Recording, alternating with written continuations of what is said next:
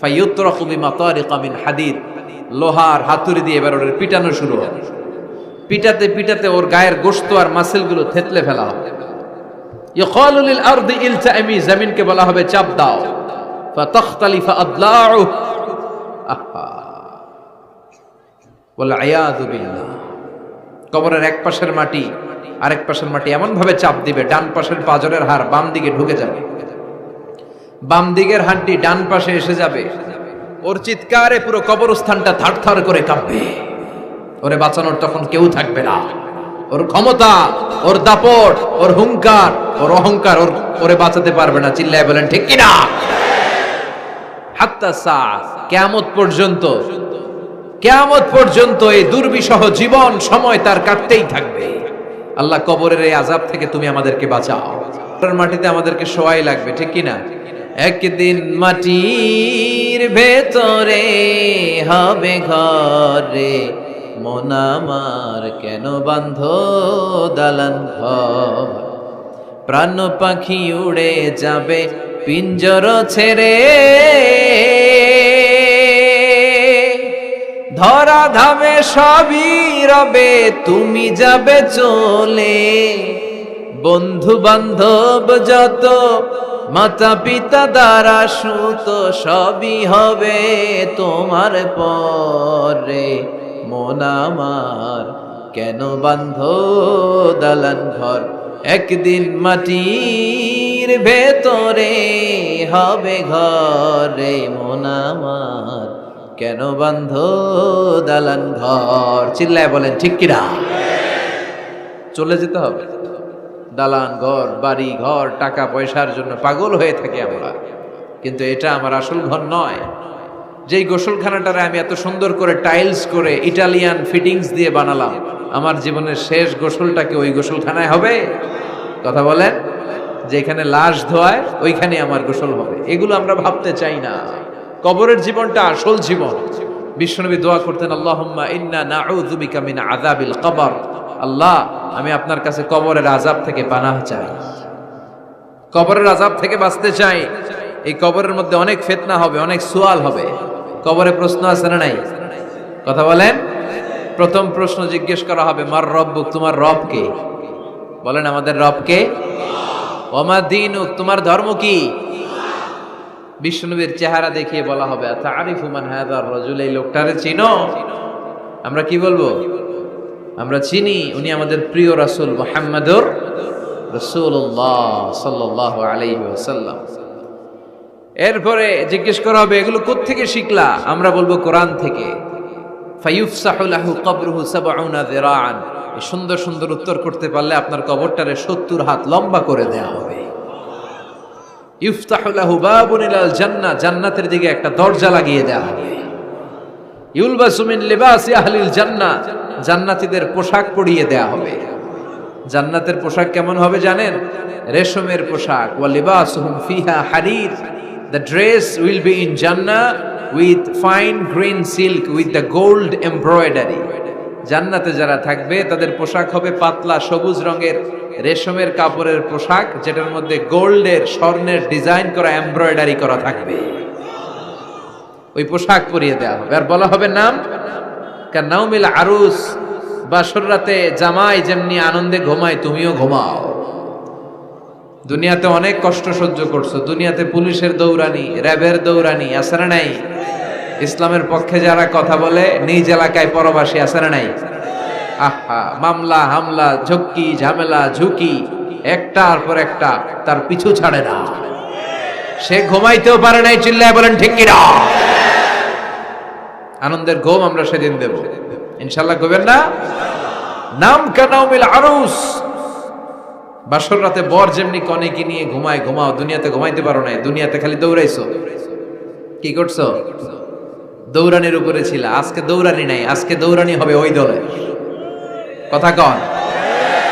যারা ইসলামের পক্ষে ছিল না, আজীবন ইসলামের বাঁশ দিয়েছে, আজকে ওদেরকে বাঁশ দেওয়ার পালা। সেদিন হিসেব উল্টে যাবে। কথা বলেন।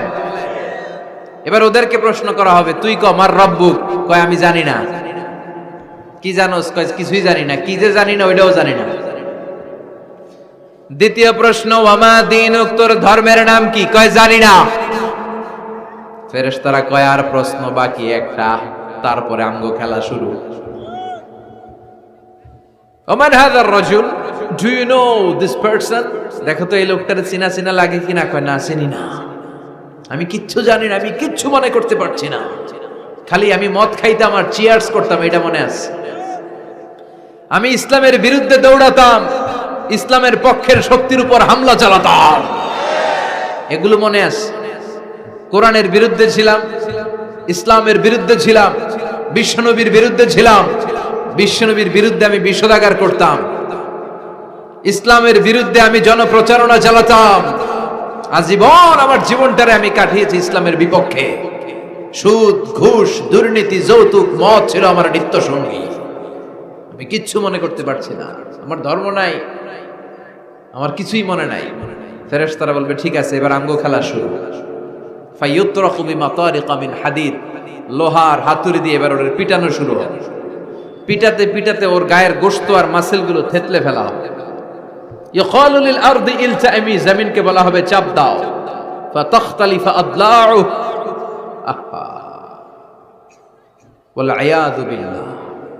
কবরের এক পাশের মাটি আরেক পাশের মাটি এমন ভাবে চাপ দিবে, ডান পাশের পাজরের হাড় বাম দিকে ঢুকে যাবে, বাম দিকের হাড়টি ডান পাশে এসে যাবে।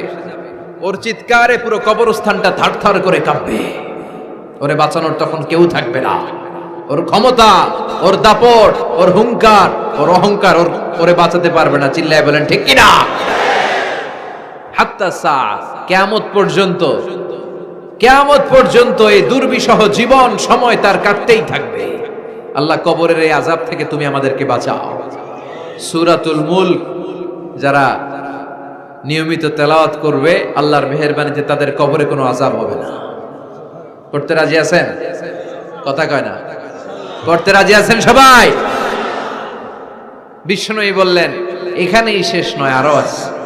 শাফাআত লি সাহিবিহা, এই সূরাটা কিয়ামতের দিন এই সূরা যে তেলাওয়াত করবে তার পক্ষে সুপারিশ করবে। কোরআন যদি আপনার বিপক্ষে আল্লাহর কাছে নালিশ করে, আপনার বাঁচার কোনো উপায় আছে? আপনার পীর সাহেব আপনারে বাঁচাইতে পারবে? চাইলে আপনার দলের নেতা, কথা কন, কেউ বাঁচাইতে পারবে আপনারে? কোরআন যেমনি আপনার বিরুদ্ধে দাঁড়ালে আপনারে বাঁচাতে পারবে না, কোরআন তেমনি আপনার পক্ষে দাঁড়ালে আল্লাহ আপনারে ফেলে দিতে পারবে না। কোরআন আপনার পক্ষে থাকলে আল্লাহ আপনাকে দয়া করবেনই। বিশ্বনবী বলেছেন ইকরাউল কুরআন ফাইন্নাহু ইয়াতি ইয়াউমাল কিয়ামাতি শাফিআন লিআসহাবি। কোরআন তেলাওয়াত করো, কেননা কোরআনের তেলাওয়াত এটা কিয়ামতের দিন তোমার জন্য সুপারিশ হয়ে দাঁড়াবে। এজন্য বিশ্বনবী বললেন যে ব্যক্তি সূরাতুল মুলক নিয়মিত তেলাওয়াত করবে, এই সূরাটা কিয়ামতের দিন ওই তেলাওয়াতকারীর জন্য আল্লাহর কাছে সুপারিশ করবে। এখানেই শেষ নয়, বিশ্বনবী বললেন খাসামাত আন সাহিবিহা, এই সূরা যে তেলাওয়াত করবে তার পক্ষে আল্লাহর সাথে এই সূরাটা দাঁড়িয়ে তার পক্ষ নিয়ে আল্লাহর সাথে তর্ক করবে, ঝগড়া করবে। আল্লাহ তুমি ওরে জান্নাত দিবা না কেন? ওরে মাফ করবা না কেন? তুমি না গফুর, তুমি না গফফার, তুমি না রহিম, তুমি না রহমান, তুমি মাফ করে দাও।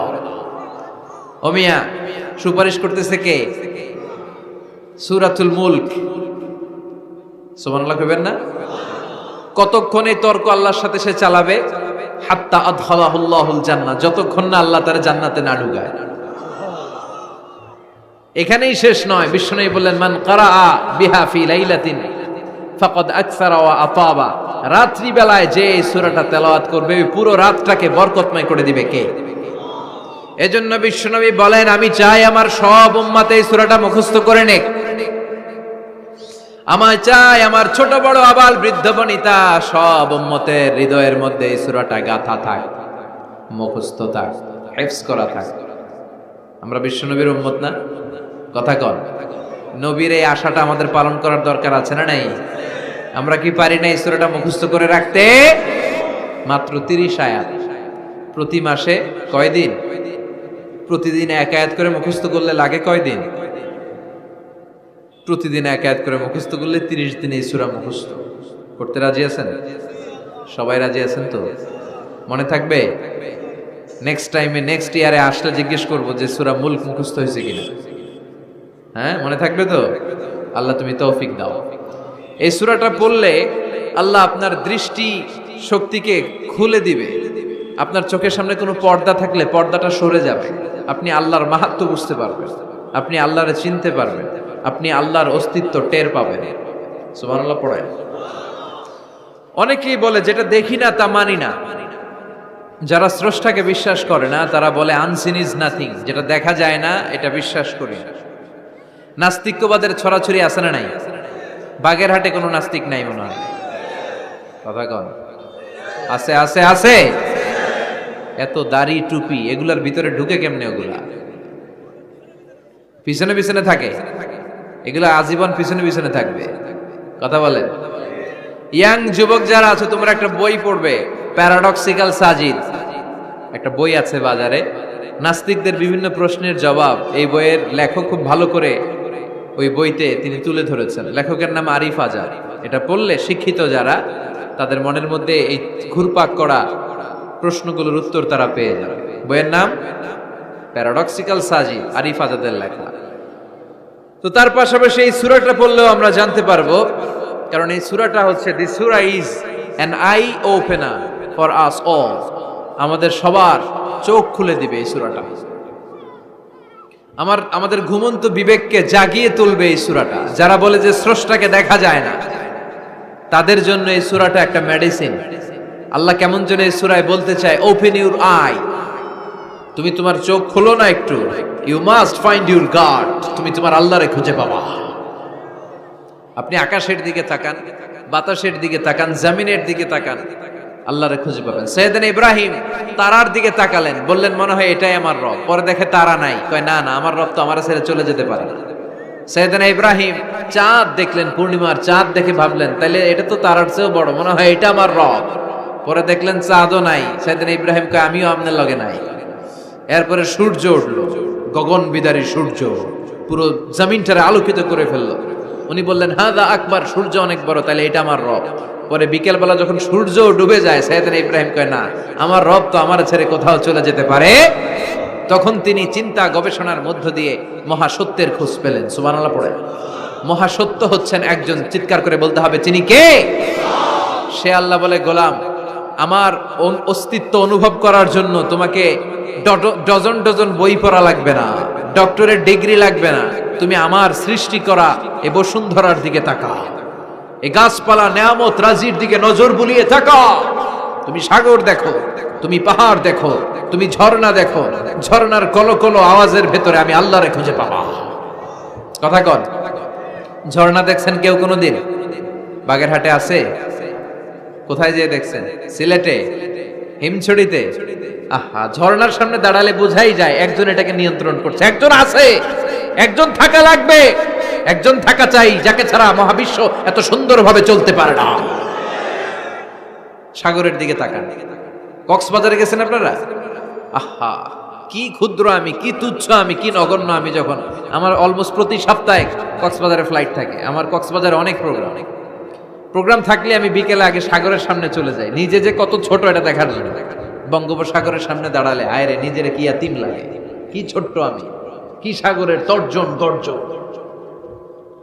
হিমছড়িতে যখন যাই, সিলেটের মাধবকুণ্ডে যখন যাই, মালয়েশিয়াতে মাঝে মাঝে যাই, ক্যামেরন হাইল্যান্ডে কিছু ওয়াটারফল আছে। আল্লাহু আকবার। এই ঝর্ণার আওয়াজের মধ্যে মনে হয় যেন আল্লাহর জিকির শোনা যায়, ঠিক কিনা? ঝর্ণা ঝর্ণা ঝর্ণা রে, বলনা বলনা বলনা রে, কার বিরহে পাগল পাড়া তুই, কার মিলনে ফুল ফসলে ভরার তোর দুকুল বই, কার মিলনে ফুল ফসলে ভরার তোর দুকুল বই। ঝর্ণা ঝর্ণা ঝর্ণা রে, বলনা বলনা বলনা রে, কার বিরহে পাগল পাড়া তুই। সুবহানাল্লাহ পড়ে। ঝর্ণার দিকে তাকালে, আকাশের দিকে তাকালে, বাতাসের দিকে তাকালে আকাশের রব আল্লাহর অস্তিত্ব সেখানে আছে না নাই? চিল্লায় বলেন আছে না নাই? এই জন্য নাস্তিকদের যুক্তিগুলো খোড়া যুক্তি। তারা বলে আনসিন ইজ নাথিং, যেটা দেখি না ওইটা মানি না। এরকম কিছু গাধা আছে না নাই? হাদারাম, উল্লুক্কা পাঠা, যেটা দেখি না ওইটা মানি না। আচ্ছা বলেন তো, আমরা কোনোদিন আমেরিকা দেখছি সরাসরি? কথা কয় না। টিভিতে দেখছি, বইতে দেখছি আমেরিকার ছবি, কিন্তু সরাসরি এটা আমেরিকা দেখছি, তাই বলে আমরা আমেরিকা মানি না? কথা বলেন। নাস্তিক যারা কথা বলে এরা বাতাস দেখতে পায়? উত্তর দেন, বাতাস দেখা যায়? তো নাস্তিকের যারা দল, নাস্তিকের গোষ্ঠী, ওরা কি বাতাসকে মানে না? Why do you believe on that? Why do you believe on air in the atmosphere? বায়ুমণ্ডলে যে বাতাস আছে এটা কেন মানো? বাতাস তো দেখো না। কে কারো যখন মাইগ্রেনের পেইন হয় মাথায়, আমার প্রচন্ড ব্যথা, আপনারা কি দেখতে পাচ্ছেন ব্যথাটা? কিন্তু মাথায় যে ব্যথা হয় এটা আপনারা মানেন না? নাস্তিকেরা মানে না? তাহলে ওদের যুক্তির কোনো গ্রাউন্ড আছে? কোনো গ্রাউন্ড নাই। যেটা দেখা যায় না এটা নাকি ওরা বিশ্বাস করে না। আল্লাহ বলেন সৃষ্টির দিকে তাকা, নজর করে দেখ, আমি আল্লাহর নিদর্শন আছে। সুবহানাল্লাহ পড়েন। নাস্তিকদের কিভাবে আপনি বুঝাবেন? একটা ঘটনা বললে চমৎকার বুঝতে পারবেন। কুফা নগরীতে এক নাস্তিক ছিল, সে এরকম বলতো, যেটা দেখি না ওইটা মানি না। সবাই বলে আমাদের একজন ইমাম আছে, ওনার নাম নু'মান ইবনু সাবিত, উনি তোমারে দেখায় ছাড়বে আল্লাহরে। সে বলে তাই, তাহলে ডাকো তো, তার সাথে আমি তর্ক করব। অ্যাপয়েন্টমেন্ট দেয়া হলো জুমার পরে ঠিক ভর দুপুরে 2টায়।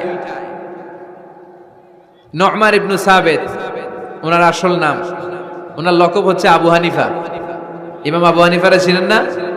ইমাম আল আযম। উনি আল্লাহর পক্ষে নাস্তিকের সাথে লড়বেন, আর নাস্তিক আল্লাহর বিপক্ষে লড়বেন। সময় দেয়া হয়েছে জুমার সালাতের পর ভর দুপুরে 2টা। ঠিক সময়ে নাস্তিক এসেছে, হাজার হাজার মানুষ এসেছে, আসে নাই ইমাম আবু হানিফা। নাস্তিক তো রেগে মেগে আগুন, আমারে সময় দিয়ে উনি আসে নাই কেন? আসে না কেন? আধা ঘন্টা, 1 ঘন্টা, 1.5 ঘন্টা চলে যায়, আসে না। প্রায় 2 ঘন্টা পরে ইমাম আবু হানিফা দৌড়ে দৌড়ে আসলেন। নাস্তিক বলে আপনার তো সময়ের কোনো জ্ঞানই নাই, আপনার সাথে কোনো তর্ক চলবে না। ইমাম আবু হানিফা বললেন ইনদি উযর, আই হ্যাভ অ্যান এক্সকিউজ, আমার একটা এক্সকিউজ আছে। কি এক্সকিউজ? সাইয়েদনা ইমাম আবু হানিফা বললেন, আমি যখন ঘর থেকে বের হই, এই পথে আসার সময় আমাকে একটা নদী পার হতে হয়। কি পার হতে হয়? আজকে যে দেখি নদীর সামনে কোনো নৌকা নাই, মানুষ নাই, কেউ নাই, কেউ নাই। হঠাৎ দেখলাম নদীর পাশে বিশাল একটা বড় গাছ, গাছটা এমনি এমনি 2 ভাগ হয়ে গেল। গাছ থেকে এমনি এমনি কাঠ আর তক্তা বের হয়ে গেল, তক্তাগুলো এমনি এমনি জোড়া লেগে নৌকা হয়ে গেল। ওই নৌকা এমনি এমনি নদীর মাঝখানে এসে পড়লো, আর আমি উঠে বসলাম। মাঝি ছাড়া, লগি বৈঠা ছাড়া নৌকা আমারে এক টান মেরে নদীর ওপার নিয়ে গেল। এই কাজগুলো হতে হতে 2 ঘন্টা লেগে গেছে। কয় ঘন্টা? নাস্তিক কয় তবে ইমামের মাথা খারাপ। নাস্তিক কি বলে? তোদের ইমামের মাথায় সমস্যা। ইমাম আবু হানিফা বললেন, আপনি এই কথা বললেন কেন? আমার মাথা ঠিকই আছে, আপনি আমার গালি দেন কেন? নাস্তিক বলে এমনি এমনি গাছ ভেঙে 2 ভাগ হয় নাকি?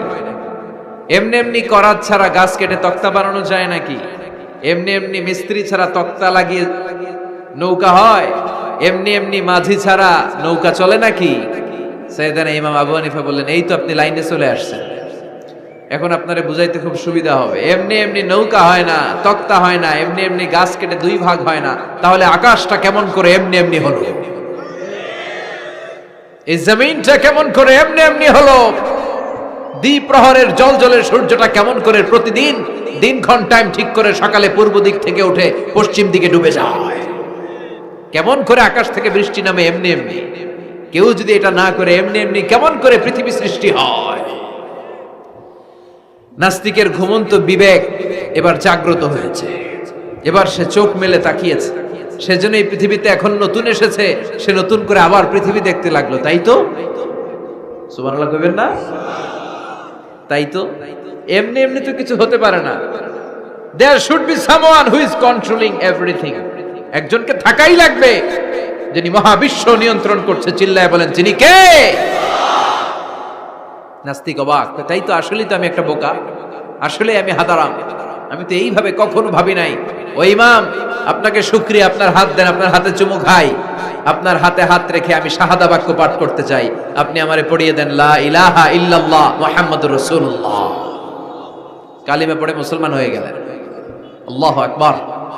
এজন্য নাস্তিকদের সাথে ওয়াজাদিলহুম বিল্লাতি হিয়া আহসান, হিকমতের সাথে কথা বলতে হবে, প্রজ্ঞার সাথে যদি আপনি একটা ভ্যালিড গ্রাউন্ড উপস্থাপন করতে পারেন, নাস্তিকরা আপনার সামনে দাঁড়াতে পারবে না। চিল্লায় বলেন ঠিক কিনা? এই নাস্তিকদের জন্য অনেক দিক নির্দেশনা, ডোজ, মেডিসিন আল্লাহ সূরার ভেতরে দিয়েছেন। সূরাটার নাম সবাই বলতে হবে, সবাই বলেন, সবাই কইছেন? সূরার নাম সূরা মুলক। চিল্লায় বলেন কি নাম? সূরাতুল মুলক।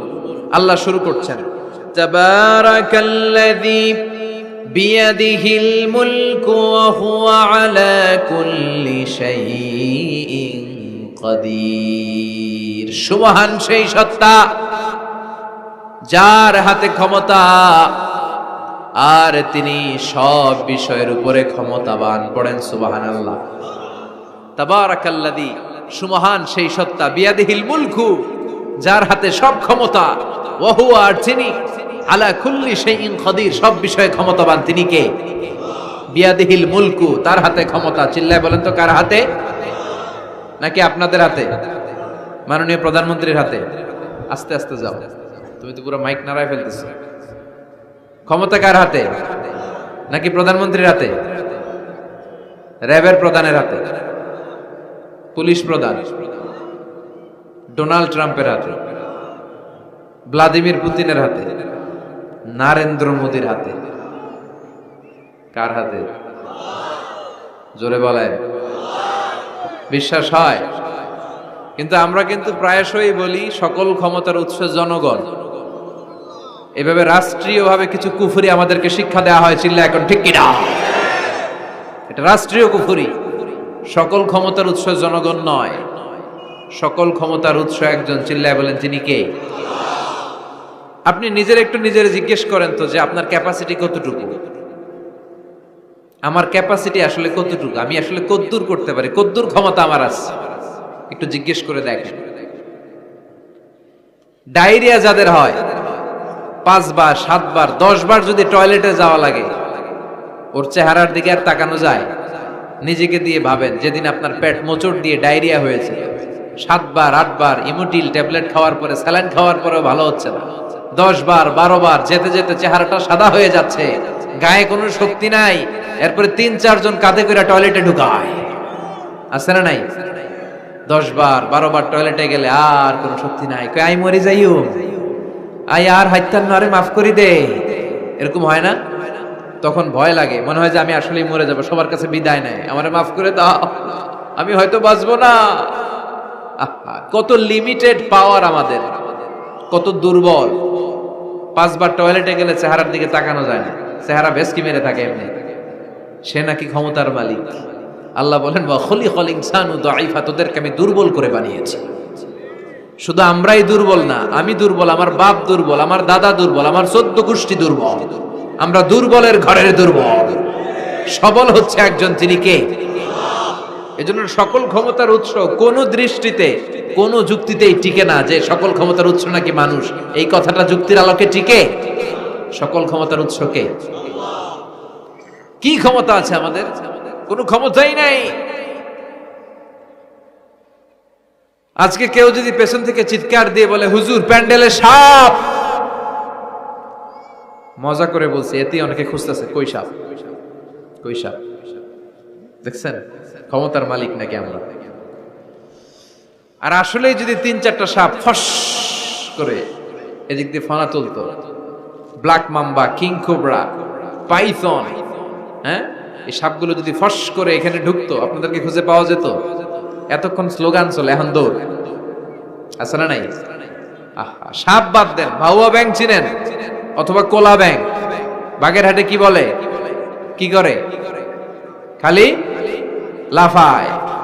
10টা ভাউয়া ব্যাং, 2টা স্টেজে আর 8টা প্যান্ডেলে ছেড়ে দেওয়া হলো, অবস্থাটা কি হবে জানেন? ভাউয়া ব্যাং আর কি লাভ দিবে? এর চেয়ে বড় লাভ দিবেন আপনারা, এর চেয়ে বড় লাফাইতে লাফাইতে আমরা ভাগবো। এই হচ্ছে আমাদের অবস্থা।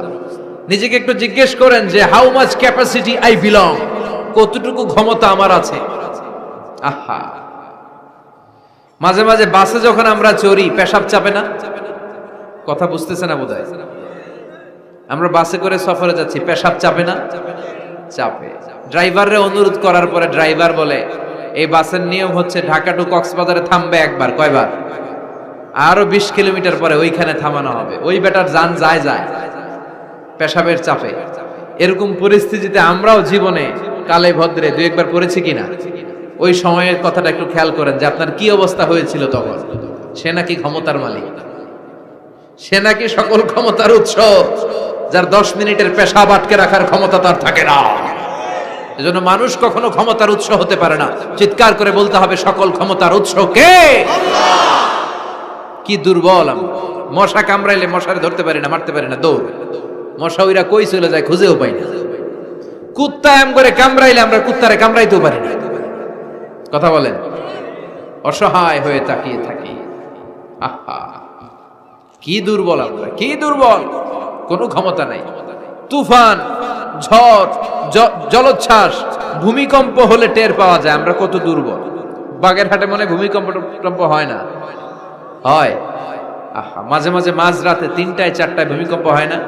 লোকজন দৌড়, কেউ লুঙ্গি সহ দৌড়, কেউ লুঙ্গি থুইয়া দৌড়, কারণ আগে জান বাঁচাতে হবে, এটা ফরজ। কি বিপদে আমরা পড়ে যাই! দৌড়। দুধের বাচ্চাটা পড়ে থাকে, ওরে কোলে নিয়ে দৌড় দিব, নাকি স্ত্রীকে ডাকবো, নাকি ভাড়াটিয়াদেরকে উঠাবো, নাকি ছাদ থেকে নিজেই লাফ দেব? ভূমিকম্প যখন শুরু হয়, আমেরিকা যখন ভূমিকম্প শুরু হয়, ডোনাল্ড ট্রাম্প যে বিল্ডিং এ থাকে, ডোনাল্ড ট্রাম্প মনে হয় দৌড় দেন।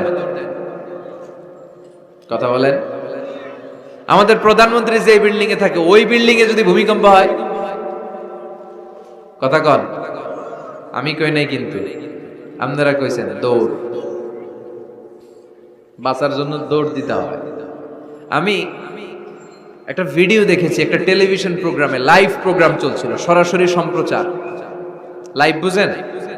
সরাসরি সম্প্রচারের প্রোগ্রাম। তো লাইভ প্রোগ্রাম, উপস্থাপক বসে আছে এদিকে, এদিকে অতিথিরা। ইন দ্য মিন টাইম শুরু হয়েছে ভূমিকম্প। উপস্থাপক মাইক থুইয়া দৌড়।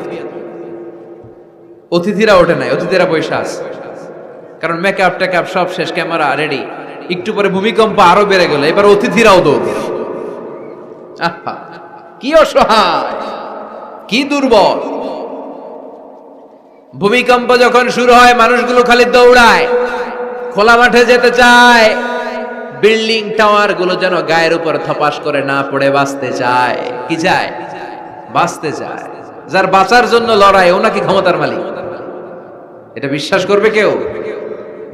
কক্সবাজারে যখন তুফান শুরু হয়, জলোচ্ছ্বাস শুরু হয়, ওখানে একটা দ্বীপ আছে, পাহাড়ি দ্বীপ, নাম মহেশখালী। ওইখানে বৌদ্ধদের স্বর্ণ মন্দির আছে। সেখানে যখন তুফান 30 ফিট 40 ফুটের জলোচ্ছ্বাস হয়, ওই বৌদ্ধ মন্দিরের বৌদ্ধগুলো নিচে নেমে জিকির করা শুরু করে দেয় আল্লাহ। কার জিকির করে? কারণ ওরা খুব ভালো করেই জানে যে গৌতম বুদ্ধ আমাদের বাঁচাতে পারে না, বাঁচাতে পারে একজন। চিল্লায় বলেন, যিনি কে? এই জন্য বিপদে পড়লে টের পাওয়া যায় যে আমরা কত দুর্বল। আমি গত পরশু ঢাকা থেকে এসেছি। আমার প্রোগ্রাম ছিল সাতক্ষীরায়। ঢাকা থেকে যশোর নভোয়ারে করে এসেছি। তো সেখানে যারা বিমানবালারা থাকে, তারা কেমন যেন প্যান্ট ট্যান্ট স্যুট টুট পরে আসে, নিজেদেরকে সাজিয়ে গুছিয়ে। এই বিমানবালাগুলো লিপস্টিক মেখে নিজেকে মেকআপ করে প্রদর্শন করে, কারণ তাদের সৌন্দর্যটাই হচ্ছে এখানে আসল জিনিস। সৌন্দর্য না থাকলে এদেরকে এয়ার হোস্টেস বানায় না। আমরা সিটে বসলাম, ইনস্ট্রাকশন দিল বিমানটা এখন টেক অফ করবে। ইন দ্য মিন টাইম এই মেয়েটা মাইক্রোফোন হাতে নিয়ে বলতে আরম্ভ করলো, ভদ্র মহিলা এবং ভদ্র মহোদয়গণ, আপনারা আপনাদের সিট বেল্ট গুলো বেঁধে নিন। এখনই আমাদের উড়োজাহাজটি শাহজালাল আন্তর্জাতিক বিমানবন্দর থেকে 14,000 ফিট উপর দিয়ে যশোর বিমানবন্দরে উদ্দেশ্যে ছুটবে। আল্লাহু আকবার, আল্লাহু আকবার, আল্লাহু আকবার। তো আমি ঘাড় ঘুরে তাকাইলাম, কিরে আল্লাহু আকবার পরে কেডা? পরে তাকাই দেখি ওই মেয়েই পড়তেছে, কাগজের মধ্যে লেখা। অবাক হলাম, যার চলাফেরা এরকম, বেশভূষা এরকম, এই মেয়েটা এখন আল্লাহু আকবার, আল্লাহু আকবার, আল্লাহু আকবার পড়ছে। আর পড়ছে শুদ্ধ অশুদ্ধ মিলিয়ে, সুবহানাল্লাযী সাখখারা লানা হাযা ওয়া মা কুন্না লাহু মুকরিনিন। আমি মিলাতে পারলাম না যে আল্লাহু আকবার পড়ে কেন। পরক্ষণে আমি বুঝলাম যে এইমাত্র বিমানটা গ্রাউন্ড ছেড়ে দিয়ে 14,000 ফিট উপরে উঠে যাবে। ওদের সবার খুব ভালো করেই জানা, ওই 14,000 ফিট উপরে আকাশের মাঝে আমাদেরকে বাঁচানোর কেউ নাই। কেউ আমাদেরকে, পুলিশ আমারে বাঁচাতে পারবে না, এয়ারলাইন্সের ম্যানেজার আমারে বাঁচাতে পারবে না, কোন সিকিউরিটি আমারে বাঁচাতে পারবে না, ফায়ার সার্ভিসের ওরা আমাকে বাঁচাতে পারবে না। ওই 14,000 ফিট উপর থেকে আমারে বাঁচাতে পারে একজন, চিল্লায় বলেন যিনি কে? এটা খুব ভালো করে জানে, হিসাবটা খুব সহজ। এজন্য ওঠার আগে আল্লাহু আকবার লাগে, আর নিচে নামলেই দুম্মা চলে দুম। আছে না নাই? নিচে নামলেই কুচ কুচ হোতা হ্যায়। কথা বলেন, বিমান থেকে নামলেই কুচ কুচ হোতা হ্যায়, আর বিমানে ওঠার সময় আল্লাহু আকবার, আল্লাহু আকবার। কি অবস্থা আমাদের, কতটুকু ক্ষমতার মালিক। আসলে আমাদেরকে আল্লাহ তেমন কোনো ক্ষমতাই দেয় নাই, ক্ষমতার মালিককে সে আল্লাহ বলছেন, তাবারাকাল্লাযী বিয়াদিহিল মুলকু ওয়া হুয়া আলা কুল্লি শাইইন কাদির। সুমহান সেই সত্তা যার হাতে ক্ষমতা। চিল্লায় বলেন ক্ষমতা কার হাতে?